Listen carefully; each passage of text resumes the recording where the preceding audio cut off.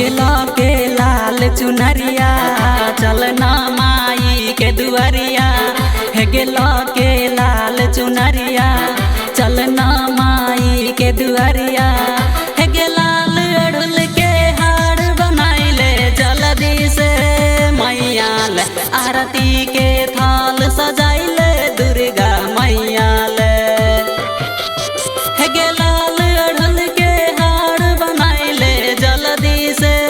मैया ले आरती के थाल सजाइले दुर्गा मैया ले।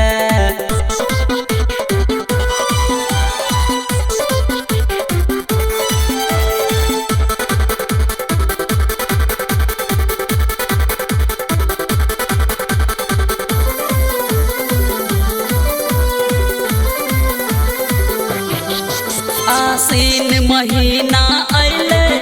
पुराइले अपन ललसा तू घर में बैठाइले मैया रानी के कलसा। आसीन महीना अइले पुराइले अपन ललसा तू घर में बैठाइले मैया रानी के कलसा। हे पंडित जी बोलई है 9 दिन पाठ करई है हे गे पंडित जी बोलई है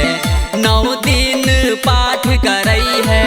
हे गे लाल अड़ुल के हार बनाइले जल्दी से मैया ले आरती के थाल सजाइले दुर्गा मैया ले हे गे लाल अड़ुल के हार बनाइले जल्दी से मैया ले आरती के थाल सजाइले दुर्गा मैया ले।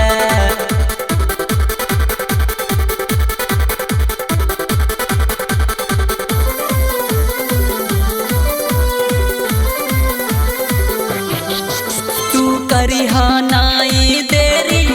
पूजा के बेरी गैया के गोबरा से तू निपिहा अंगना दुआरी तू देरी नाई करिह पूजा के बेरी गैया के गोबरा से तू निपिहा अंगना दुआरी है के पूरा हो तौआ सारा तू विक्रम के सुन ले पचरा है के पूरा हो तौआ सारा तू विक्रम के सुन ले पचरा है गे लाल अड़ुल के हार बनाइले जल्दी से मैया ले आरती के थाल